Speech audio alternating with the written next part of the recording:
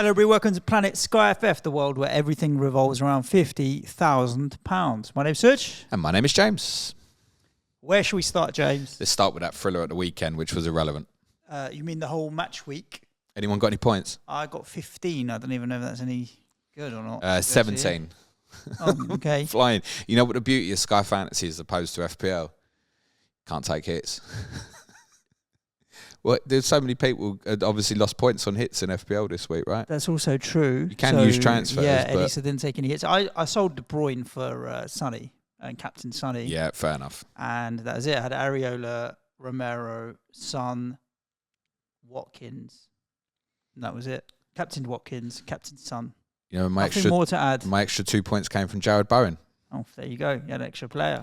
There is actually generally not a lot more to add on that weekend where next to nobody has returned, basically. I've got 21 transfers left. I need to start making some moves. I'm at 4.5k, which isn't good enough, really.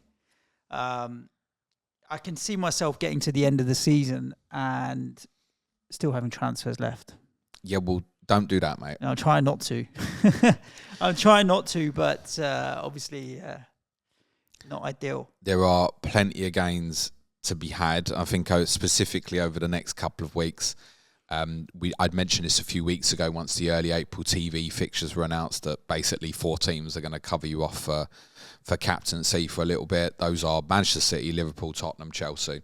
That's where eyes are going to be. I think for Tottenham assets, there's even a case to come off perhaps after the West Ham game and then go back on, maybe even the following Monday, purely because there's so many teams will play twice in between that period. But perhaps if you've got 3 or 4, it might be a come off and stay off. Investment in Chelsea for those who don't have. Anyone who hasn't got Cole Palmer, which is probably about 35 people in the top 1,000. I was going to say, it's no one now. Are probably looking to buy him, I would guess, probably on Thursday, April the 4th, perhaps, rather than Saturday the 30th. But there's case to be looking at more. And obviously, we've got Liverpool and Manchester City re-entry points as soon as we restart. And it doesn't have to be the first day, right? They both play on the Sunday, but have got challenging games, particularly City, obviously, against Arsenal.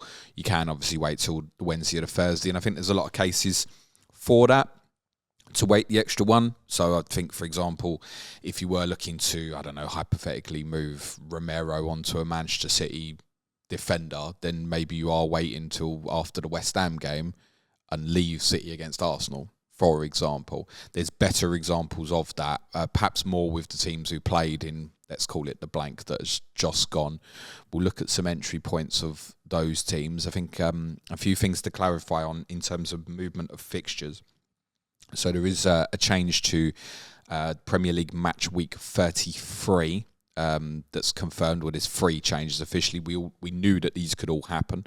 Arsenal against Aston Villa has moved from the Saturday 5:30 and is now on Sunday the 14th with a 4:30 p.m. kickoff. The consequence of that is that Manchester United's fixture at Bournemouth reverts back to the Saturday 5:30 on April the 13th. And it does mean entering into Manchester United might be a little bit more challenging, because I think a few people had earmarked perhaps then to be the entry point. But with United winning against Liverpool in the FA Cup quarter-final, the desperation to get there can probably wait. Not that there was necessarily a desperation. And your fixture with Fulham moves from obviously Saturday the 13th to Sunday the 14th. 2 o'clock? Obviously, what yes, it's not on the television. Liverpool and Crystal Palace is the TV selection at that spot. It's going to be on my television. That obviously moves because of your Europa League involvement. Arsenal Villa moves because of Villa's Europa Conference League involvement. Arsenal's second leg against Bayern Munich is the Wednesday afterwards, so the Sunday slot is available. The following weekend of the FA Cup semi-finals, obviously at time of recording, we don't have confirmation of the midweek fixtures, and there certainly will be some that goes into that midweek, and I'm not going to repeat all the stuff I discussed on Monday's podcast because it's all hypothetical, and I'm sure we'll know before the next set of games come round. But we certainly know on that weekend now that there are 6 teams that will not play. There are 3 games that will be moved. That's obviously Brighton against Chelsea, Tottenham against Manchester City, and Manchester United against Newcastle. So there's certainly gaps in the schedule currently. Now, not all of those teams are guaranteed to play in the midweek afterwards. There are basically 5 teams that we can be certain will play in that midweek afterwards. Manchester City, Manchester United, Newcastle, obviously 3 of those teams who won't play in the weekend before. Tottenham is a near certainty, but not 100%. And Brighton is basically only a 50-50. So there might be quite a gap in Brighton's fixtures, possibly, for those who are still hanging on. And you have to bear in mind they've got Liverpool and Arsenal in 2 of their next 3 as well. And it probably isn't great sort of exit points from them. It's probably either after they play Brentford Wednesday the 3rd, you might be going into perhaps more Chelsea that night, or maybe Manchester United or Liverpool. Following that, you can move off of after the Arsenal game on the Saturday, but I think the urge would be to move earlier or to hold on for the Burnley game Saturday the 13th.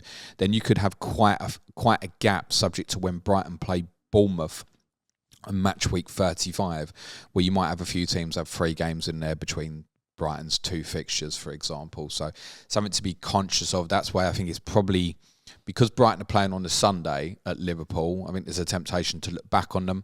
Then again, it's Wednesday the 3rd against Brentford as well, but I think it's a leave. It doesn't mean you necessarily have to sell what you've got. I don't think that's the case at all. But I think in terms of, I'm going to go back to Dunk or Gross or Van Heck, it's probably a park it for the minute if you haven't got, and focus on other things. And as I said, I think those 4 teams really to focus on now: Tottenham, Chelsea, Liverpool and Manchester City. Yeah, and if I said to you that I've got 1, 2, 3, 4, 5, 6, 7 players from those 4 teams already. So I've got Van Dijk, Romero at the back, Palmer, Rodri, Foden, Sonny and Haaland. I've got what I want there. Dominic Solanke sits in my team. Now, they've got Everton at home, then Palace at home, then Luton away. He's not going anywhere for the next 3 or 4. Like, their fixtures are too good to justify moving him on. Van Heck, that you just mentioned, is my other defender. Their fixtures are hit and miss, but they play on the Sunday, right? And then on the Wednesday. So I'm not coming off this week anyway. Leaves 1 player for me to sell, which is Ollie Watkins.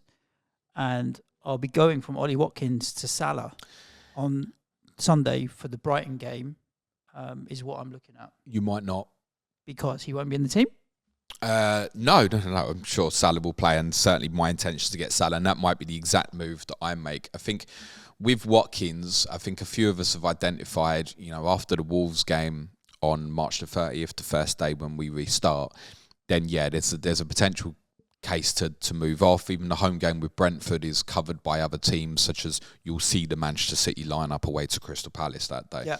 So even if Haaland didn't play and you've got a Rodri or a Foden or something, you're probably happy. And if you didn't have anything, there's every case to say under that circumstance, go and buy something and captain it, maybe.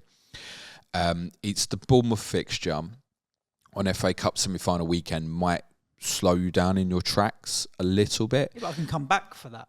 You can, and especially now, obviously, the Arsenal game moves to the Sunday.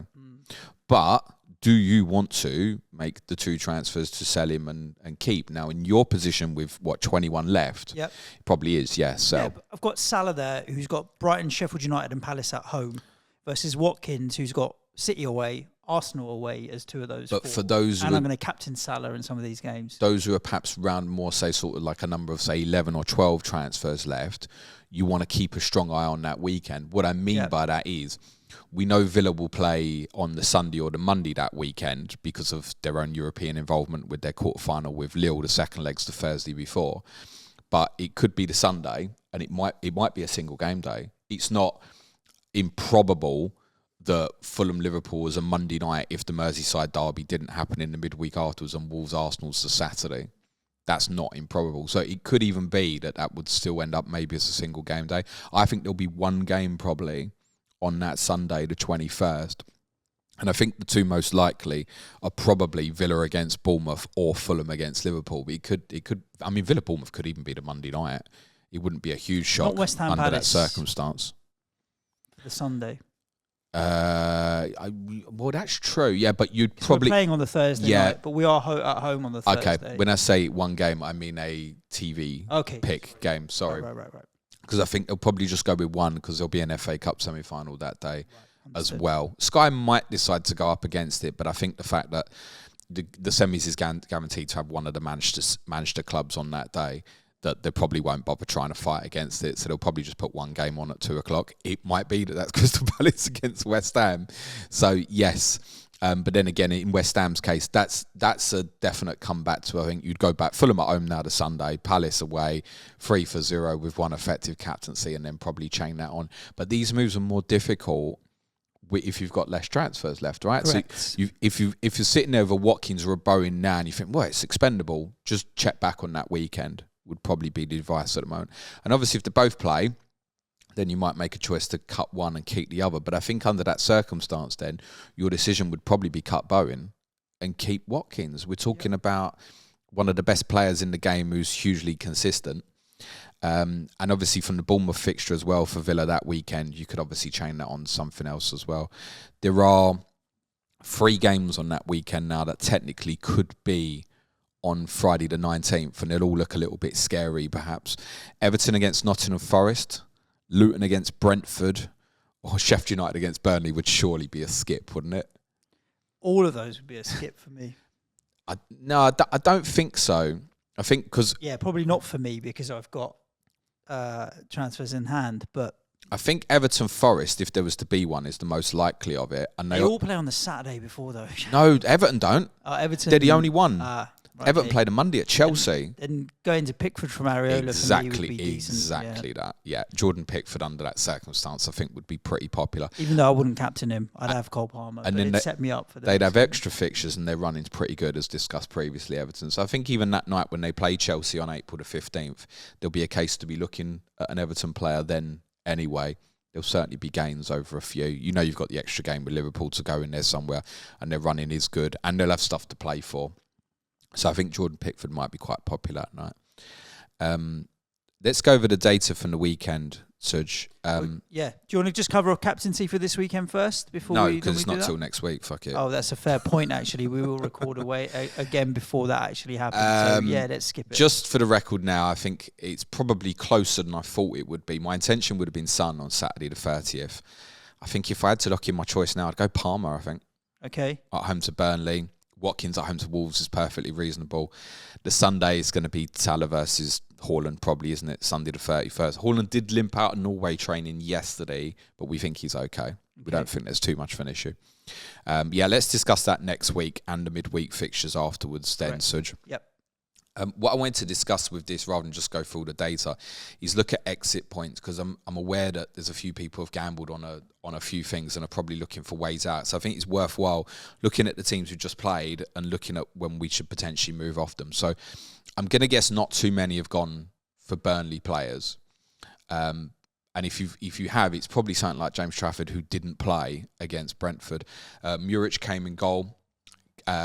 Made 5 saves, kept saved here. Josh Cullen, who's back in the team at the moment, midfield, hit tier 1 for passing. Born Larson took the penalty, hit a shot tier, and so too Amdouni. The Burnley ownership is really, really low, but I think if you've got anything, you're probably looking to move it on at near enough your earliest opportunity. I mean, there's possibly a case to hold on for the Wolves game on Tuesday the 2nd, rather than sell straight after the Chelsea game. Just because you'll have a little bit more choice of teams you go to. Because I think if you're selling from Burnley on Sunday the 31st, the only team you can go to is Brighton, really, from a price perspective, probably. And do you want to go straight into that when they play Liverpool? So you probably wait one more, then sell. For Brentford, a few people have Flecken. He got saved tier 1 at the weekend, and a few people have Ivan Toney, shot tier 1. Collins, Ajer, Jensen and Roslev all in tackles. I think Flecken and Toney will be the two where there's a little bit of ownership. And Brentford's a really awkward one to sell, purely because the fixtures are pretty good. The next 3 aren't fantastic, but United at home, Brighton at home, Villa away isn't scary either, particularly for the Toney owners. Then it's Sheffield United at home, and then we know obviously that Luton game is going to happen the weekend afterwards. So selling, despite the fact you can sell every week, might be awkward, because you might keep looking and thinking fixtures are good. And the problem is, if you last that long, let's say the Luton game did land on the Friday, the only entry point back into them is Wednesday the 3rd when they play Brighton at home. And I think it might mean under that circumstance that Tony owners would possibly hold on. I mean, it's also not impossible. I said there will probably only be one TV pick on the Sunday. But you could have, between the Sunday and the Monday, Wolves, Arsenal, Villa, Bournemouth, Palace, West Ham and Fulham, Liverpool.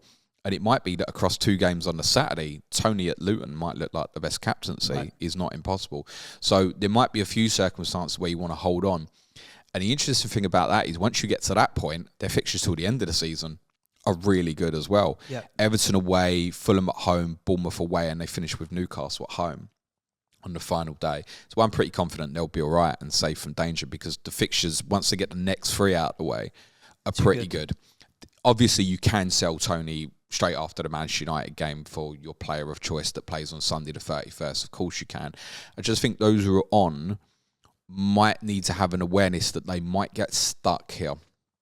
And that's not to say it's necessarily a bad thing, because, as said, for those who may want to get on under the circumstances, say a Luton single game day, it would be challenging. Mm-hmm. We'd probably suddenly be looking at going, well, I need to buy Tony on April the 3rd. It's probably what it would look like. And if you're selling from Watkins, that doesn't work in terms of a gain. So it would be challenging what you end up selling for that. Would you sell Solanke at that point when he's got Luton himself the following Saturday? It's debatable, isn't it? No. No, I'm not sure you would. I don't think I would. No. From the Luton Forest game, the only Luton player to hit any form of tier at the weekend was Ross Barkley, 2 shots on target. Reece Burke, for the record, was most with passes with 55. For those on Alfie Doughty, obviously went off at half-time as well, may have an injury. This is a very straightforward one. This is sell as soon as possible, I think. Tottenham and Arsenal, the next 2. Obviously, at this point, if you've got, you should take the Tottenham game and then look to sell afterwards. But it's the same problem, Suj. Are you then looking at Brighton on Sunday the 31st? I think a popular move from Luton assets might even be that it has to take in the Tottenham and the Arsenal games and then maybe sell for Chelsea on Thursday the 4th. Or something, depending on if you've got low budget or whether you can afford to go to. Could be that sort of move. Midfielder maybe, yeah. From Forest, Matt Sells saved here. Divock Origi, the only one to hit shots here. Toffolo, Sangare and Yates all in tackles. Most passes completed by a Forest player was Nico Williams with 26, which continues a theme. It's partly game state affected, I'm sure, but does continue a theme of not many passing tiers in games against Luton specifically, although I would still expect it from your likes of Romero on Saturday week. There won't be much ownership in Forest, but those who do have the likes of Elanga, I imagine probably have the plan to go, take the next 2, Crystal Palace and Fulham at home, and then sell, and you've got your choice of the 6 teams playing on the Wednesday or the 4 teams playing on the Thursday across April the 3rd and April the 4th. It is worth saying, though, that the following Monday obviously is a single game day when Forest go to Tottenham. Now, I'm sure everyone's plan will be probably to captain a Tottenham player that night. But then afterwards, it's Wolves at home. And we've just spoken about the possibility of Everton Forest potentially landing as a single game day, or even the possibility even on a Saturday where you might need to look at it from a captaincy perspective as well. So again, it's another one for those with lower transfers. You might suddenly land in a position where you go, what? I should invest back in this. This is clear 3-for-1s potentially. And it would probably be a chain off after the Everton game because the following weekend they play Manchester City in the weekend of Premier League's match week 35. But I think for most it will be sell after the Fulham game on Tuesday, April the 2nd. A few have gambled Elanga, but not many. From the Fulham-Tottenham game, Christian Romero, the only player to hit passing tier, with 78 passes completed. For the record, Radu Dragusin, who stood in for Mickey van der Ven, completed 48. I don't think he was terrible, but was he comfortable as a left-sided centre-back as a player that constantly wants to pass with his right foot? Not particularly.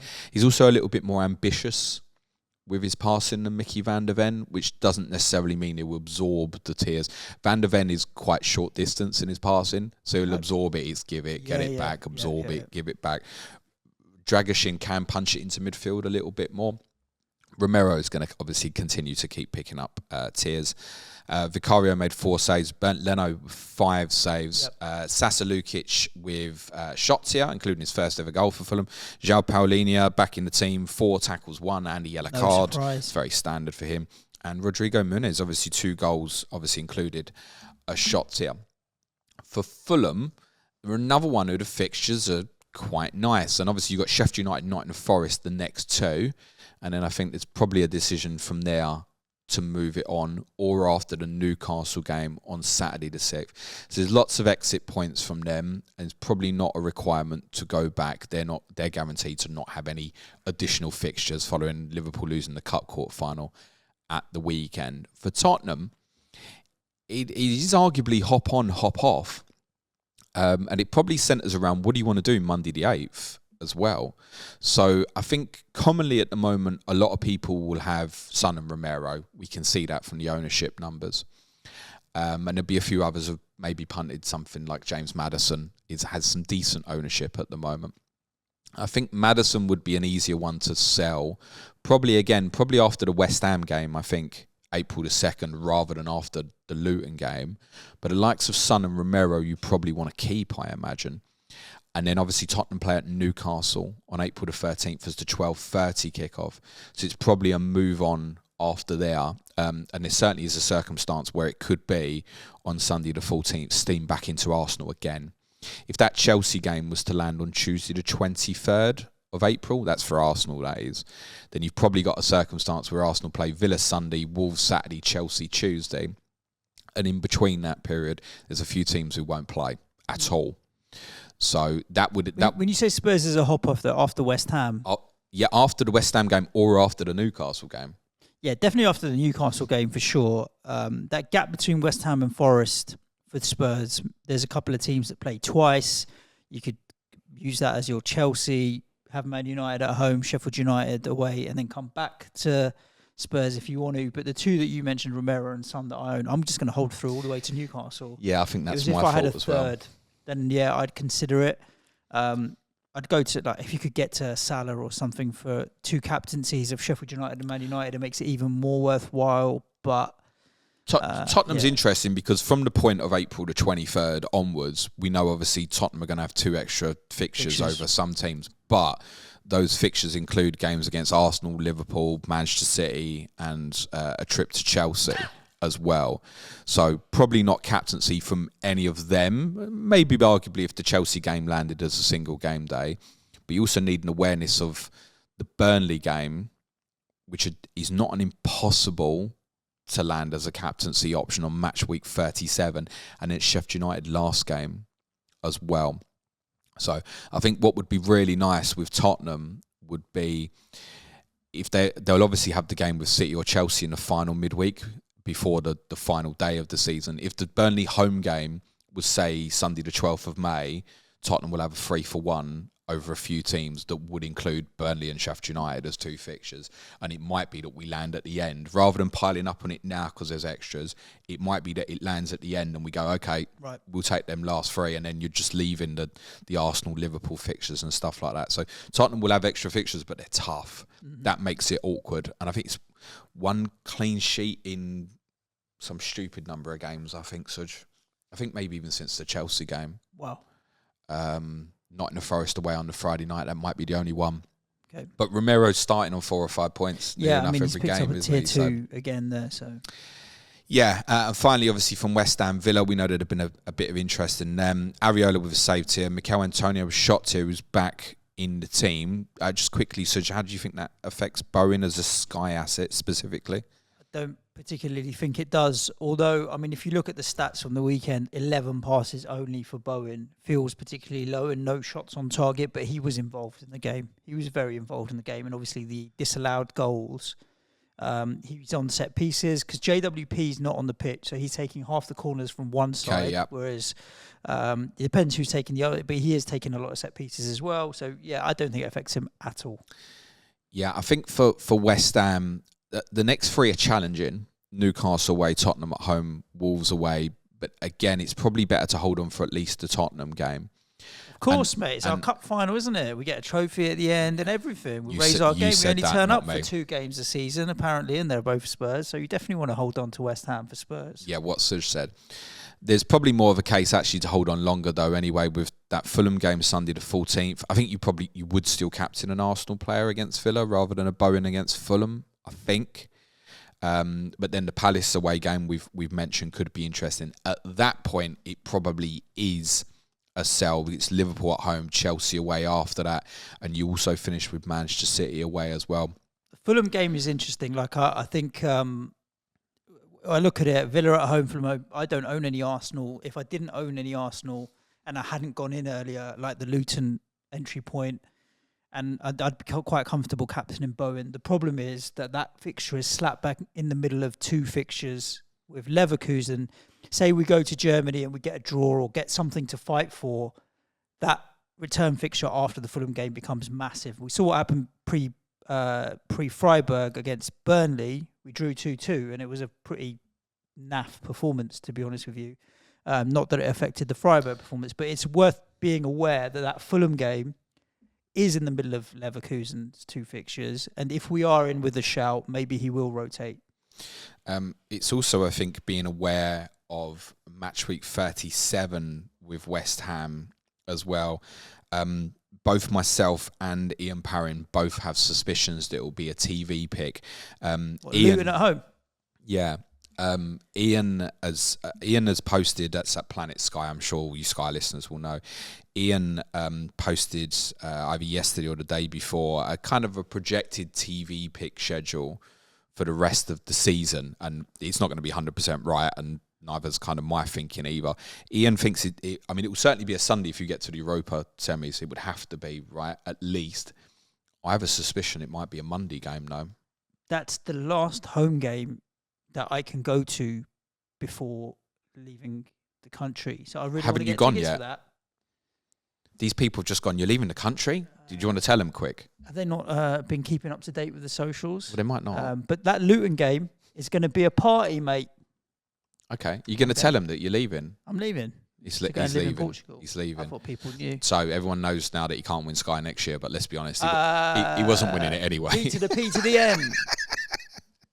And I'm not going to name any specific V to the P to the N because none of them are paying us money yet. Here's the thing. Shout out to North. This is just a hypothetical that I think probably what you got to remember is when the next before we restart with the games after the March international break, we think we'll get the TV picks for the weekends of the FA Cup semi-final weekend and the weekend after, and we'll get the midweek in the middle. And what goes into the midweek? But we won't get the rest of it for May, right? Not yet, I don't think. It's only 3 fixtures, though.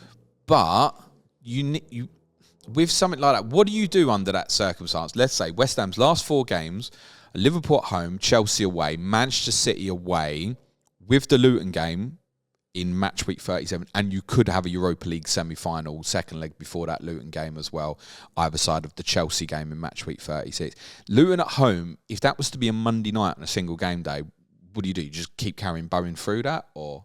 Well, my plan would be Areola and just suck it up because I don't want Bowen for the other fixtures. So if Areola, you want Areola for them?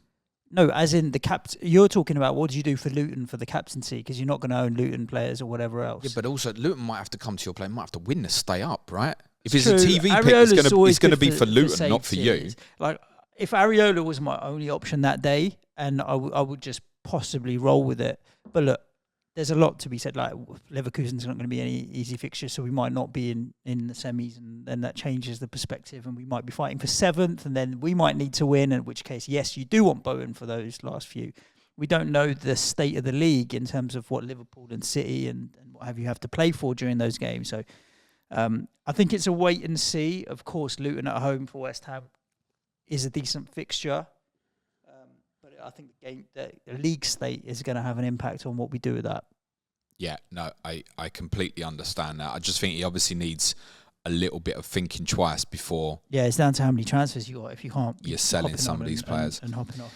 So in that shitty weekend that we had at the weekend, there were 6 players who got passing tier. 4 of them were Aston Villa players. Pau Torres, Ezri Konsa, Douglas Luiz and Yuri Tielemans, all tier 2 passing, all in between 72 and 83, of which Tielemans had the most. And Tielemans also won 6 tackles as well. There was a save tier for Emi Martinez. I think the consciousness on Villa players is exactly what you said. Something like Watkins to Salah, Sunday the 31st. Is going to massively appeal, particularly when you look at Villa's next fixture being City, and as already mentioned, the Brentford game was Saturday the 6th. You look at maybe captaincy, but you will see the Manchester City team away to Crystal Palace. I think will be hard to overlook under that circumstance as well. Maybe even people who have Solanke might even be looking at Luton away for that particular Saturday. So I think yes, sell Villa after the Wolves game, but you might want to come back. And what you have to remember when you come back as well, because we've spoken about that Bournemouth game on FA Cup semi-final weekend, Villa obviously confirmed no extra fixtures. And following the Bournemouth fixture, which follows on from the Arsenal Sunday game, which would be the re-entry point, Brighton away, Liverpool at home. And then you finish with Palace away. Like, it's not great. And this is why, despite the fact Watkins has obviously been incredible, do start looking at it and going, expendable. Is it expendable? And there's no armband. If that Bournemouth game, if there's a good alternative for captaincy to Ollie Watkins against Bournemouth on FA Cup semi-final weekend, for me, he's not captainable again unless there's another captaincy date. And I think me and Ian both also have suspicions about Aston Villa's fixture at Brighton on match week 36. I've got that possibly penciled in as a Monday night game at the moment as well. So it could come back around, and that's why it just, if you're going to sell these players, it just maybe needs a little bit of a second thought from a captaincy perspective. Thinking beyond the difficulty of the fixture and just asking yourself, could Watkins have another single game day here? Obviously, if Liverpool's single game day, you're not so fast. But the Brighton one, maybe it would, but then you might also have good Brighton coverage.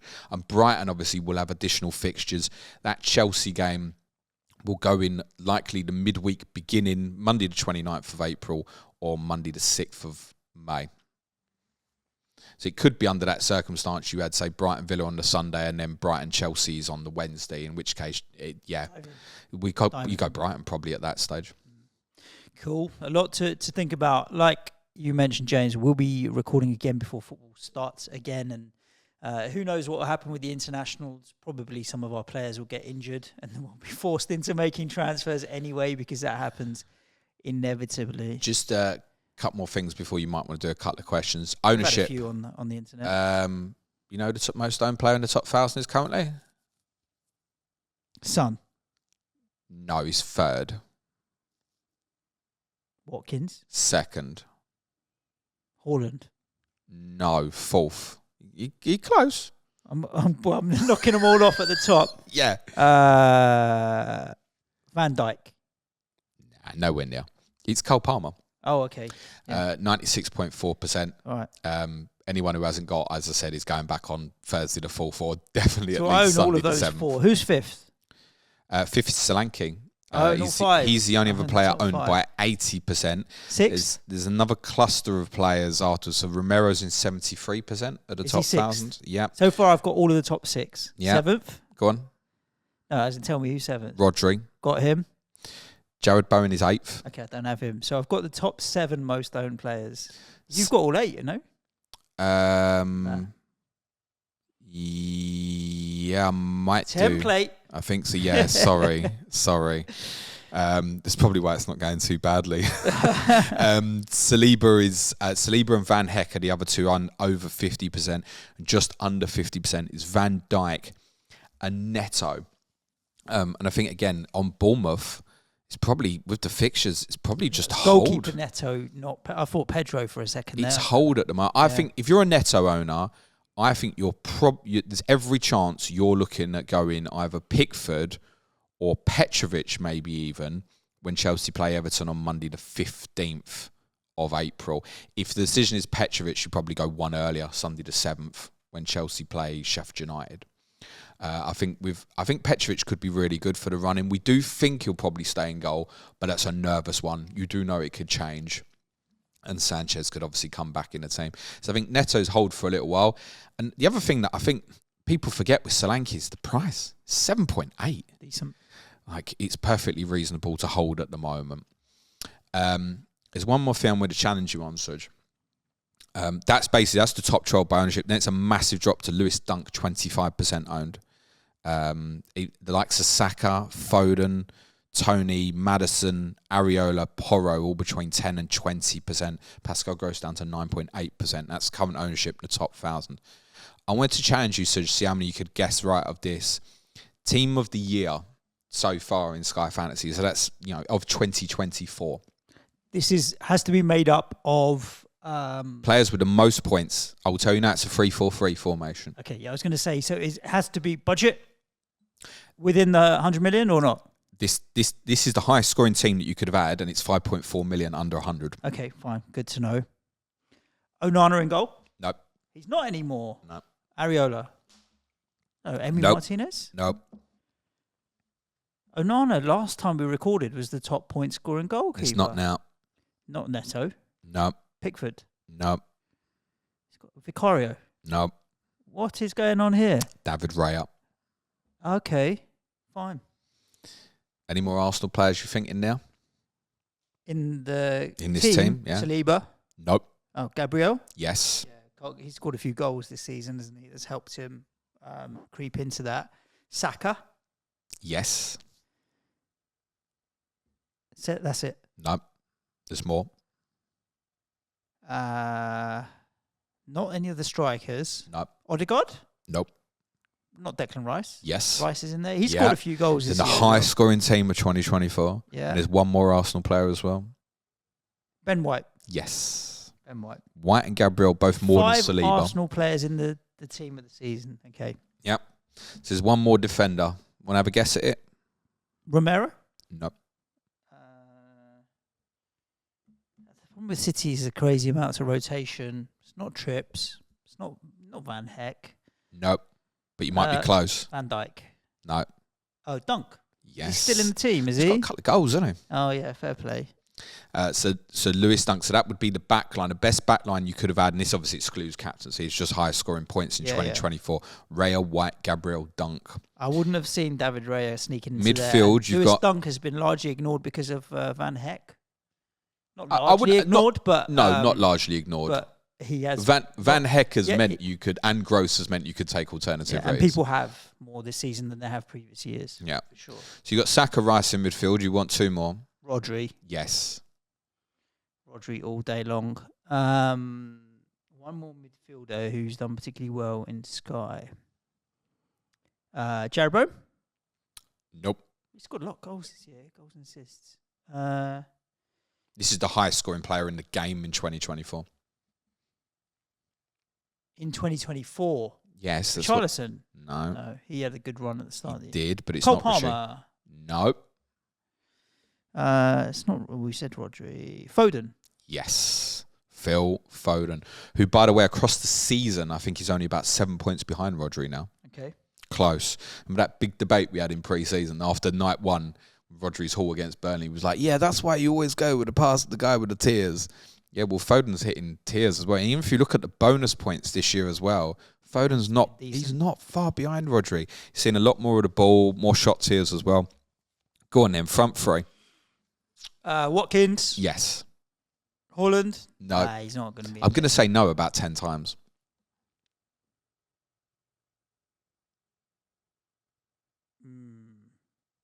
Three strikers. 3 strikers. Watkins plus 2 more.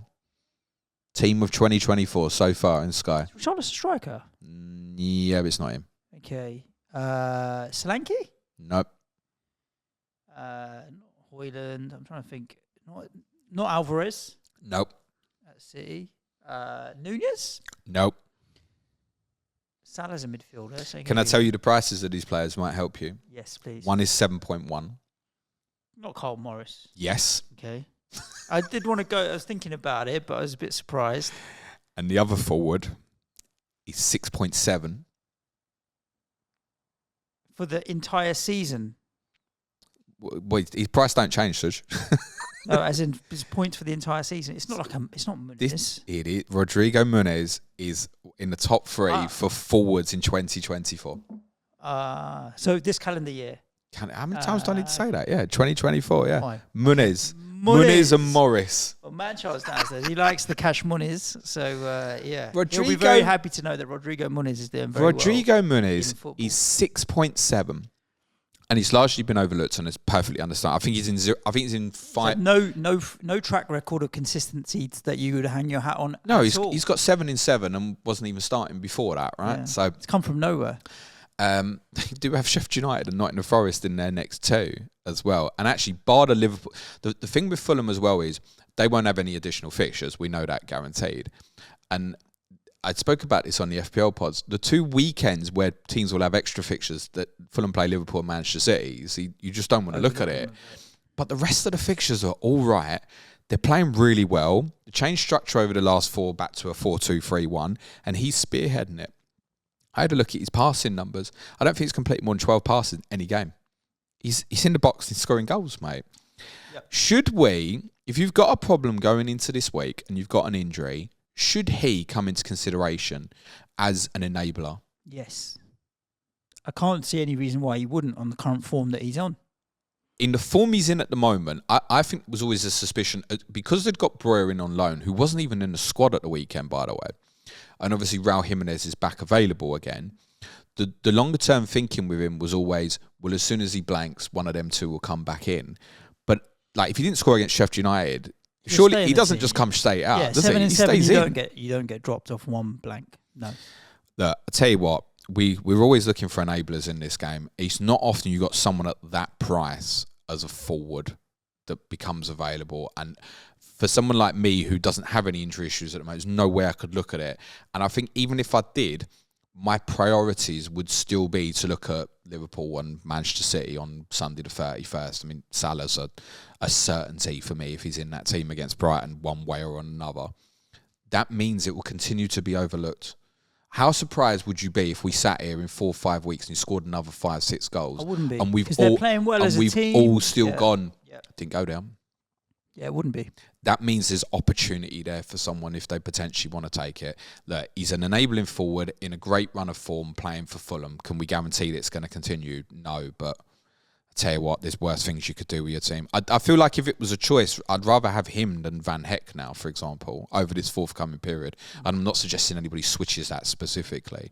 I think it might be a formation issue. The other thing is it's the sickener of knowing, well, I could have just gone there for the Tottenham game. Does play psychologically as well. What's in the past is in the past, James. 6.7. Doing very, very well. Do you want a few Twitter questions, James, to wrap this episode of Planet SkyFF? Yes, let's do. Righty-ho. Earn 5.2. Oh, no, that's not a question. That's another advert being served by Elon Musk to me. It's all ads now. All ads. Have we noticed since he called the app X, it's just turned into a porn site? Yeah. Is there any like relationship between those two things? I think he is trying to get attention so that he can sell more ads to make more money, and so that's probably why he's doing it. He knows what people want. GG Magpie is top 400 with 15 transfers left. How high can I finish? I'm aiming to better my rank of 170th last year. Is that reasonable? Yeah, top 100 still doable. Yeah, that's very reasonable as a target. Yeah. Very reasonable. Talker 86. If you had to choose between Foden and Tony until the end of the season, who would you go for? I think this is brutal. I think all things being equal, and they both played the same number of minutes, it's no question I'd go Foden. But with their involvement in Champions League and everything, and his likelihood to get rotated a little bit in and out with so many things to play for, still got the FA Cup. I don't know if Foden will play enough minutes, but I still think it will be close between the two of them. He's fit and he's young, though, and he's on fire. Yeah, I get that. It's just this is the end of the time of the season where it racks up and stacks up. You can't help but look at things like Luton at home, Saturday the 13th, and I think this could end up being an interesting day for captaincy, by the way. Luton at home, Saturday the 13th, City at a 3 o'clock kickoff. Now, because the leak's going around on Manchester City players via the kind of the FPL community, there's every chance you'll have a good idea if your Haaland's play, for example. But you may need to look at alternative captaincies that day. But you do look at something like that, Luton at home, and you think, Well, if Foden don't play that, if I'd have sold him the Saturday more after Crystal Palace, there's teams there probably have 4 games before City play again if I missed that. But in the Luton game alone, he could equal what players do in their other games, right? By the way, that same day, Tony's got Sheffield United at home. That would be the best alternative to a if you were that concerned about the City lineup against Luton. Tottenham are at Newcastle. The best alternative would be Solanke against Manchester United or a Manchester United player, or Tony against Sheffield United or a Brighton player, actually, would be a fair shout away to Burnley. But it'd probably be Tony as the best alternative to a City player on that day. So, considering that and the knowledge with Tony that we know what we get in terms of minutes, we know what we get in terms of the fixtures look really good. Yeah, it probably is Tony, probably just about, though I'd also make the case that it might be one that you want to go up to that Luton fixture on FA Cup semi-final weekend that I mentioned previously and then move to Foden after that, because then you'll have a circumstance where technically Foden will have 6 left and Tony 4, but then we can't guarantee that that's Foden 6, can we? And we know that it's still that's Tony for 4. So it might come down to what we get in the next week or so and looking at potential future ones in terms of possible single game days. The games that we probably won't know about Brentford, by the way, Fulham in match week 36, Bournemouth away, so Fulham's at home, Bournemouth away match week 37. I'd be surprised if the Bournemouth-Brentford game became a single game day. I wouldn't be that shocked if the Fulham game became like a rogue Friday or Monday pick in that weekend, possibly. And if that circumstance happened, Brentford against Fulham, you want Tony, don't you? The Bournemouth-Brentford one, Solanke is obviously an alternative, and Solanke has obviously got the extra fixture with Wolves to go in somewhere, which, by the way, is very unlikely to be a single game day. It's probably more likely to be the midweek in April, but it's very unlikely to be on its own on the Thursday, for example. There'll be other games. Yep. Full-on frenzy, with Chelsea having the most fixtures from here to the end of the season, which defensive option or options should take priority? None of the above? Shit. None of the above? I don't know why you'd want to, just because they've got extra fixtures. I very much recommend listening back to yesterday's Clash of Correspondence, which was on Chelsea v Burnley with Gary Mansell, and we cover quite a bit about Chelsea assets. It is FPL focused, but we obviously talk a lot about expected minutes. We talk about, I think Gusto is the one. I agree. But obviously Reece James will loom, and we do think he might even be back in training. What sort of pressure is that? Ben Chilwell's fit again. Mark Cucurella's fit. So the chance of Gusto moving to left back are lessening. But Gusto's been outstanding. The centre backs is complicated. Thiago Silva is presumably no longer favoured. Do you have any trust in the others playing now? Not particularly. The goalkeeper is really interesting if it stays as Petrovic. Can't guarantee that. No, but I think the Burnley game will probably give us the answer. And I think it will be Petrovic, and then I think there'll be interest in him from either the Manchester United game on April the 4th or Sheffield United April the 7th. And if you're still really concerned, you can obviously wait for the Everton game on April the 15th.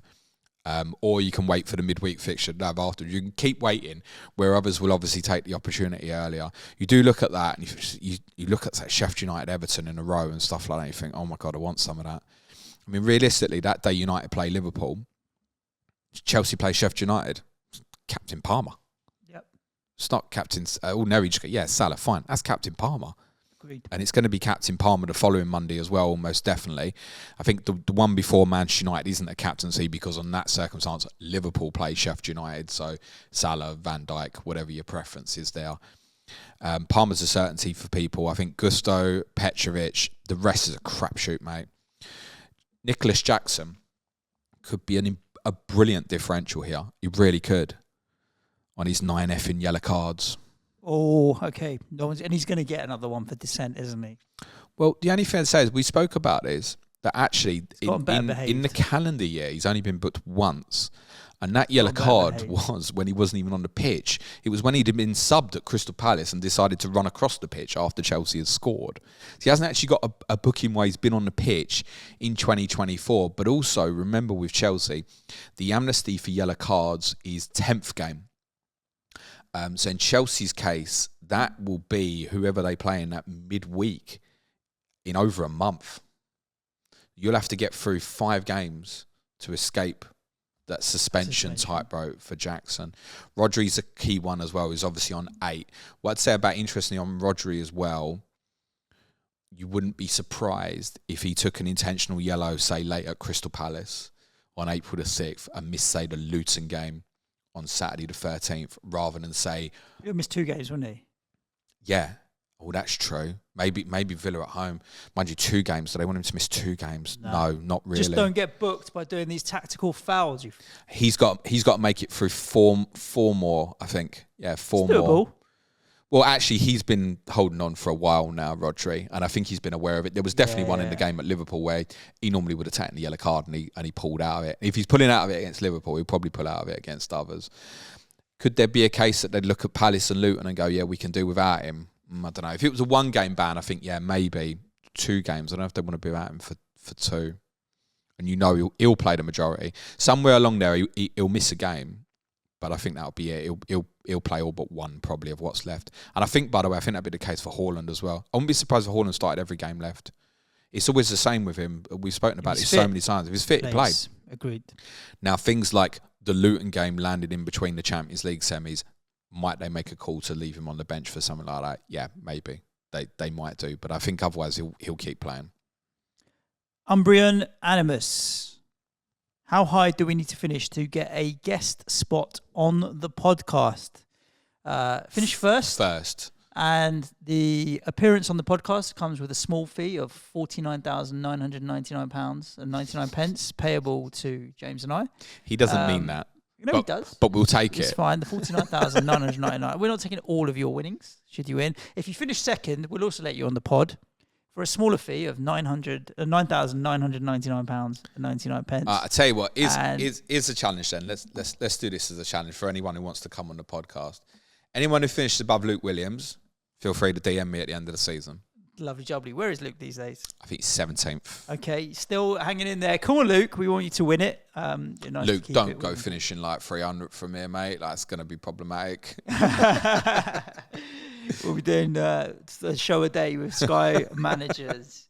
Listeners, thank you for tuning into this week's episode of Planet SkyFF. As mentioned, we'll be back next week before there's actually any football to get into a little bit more detail on what we're planning with transfer strategies and what have you. Plenty of content coming at you this week. Tomorrow is a fans view with West Bromwich Albion. Yeah, Gemma and Harrison in the Championship, 5th at the moment, hoping to get back in the Premier League, whether it's going to be likely through the playoffs, if they are going to do it. Yeah, it'd be the playoffs. They're not going to get automatic. And you're streaming on Friday, James. Yeah, later time, be 3 o'clock. There's a whole bunch of additional content on Patreon as well. If you want to support the show, patreon.com/Planet FPL. You get access to so much additional stuff, Slack, James's fixture planning spreadsheet, all the stuff we mention each and every week, additional podcasts and so on. Do come and support the show at patreon.com/Planet FPL. Other than that, take a bit of weight off, enjoy the break, enjoy the international football, and back at you next week. Stay safe. Ciao for now. Thanks, everyone. Be nice to each other. Cue music, please, man child.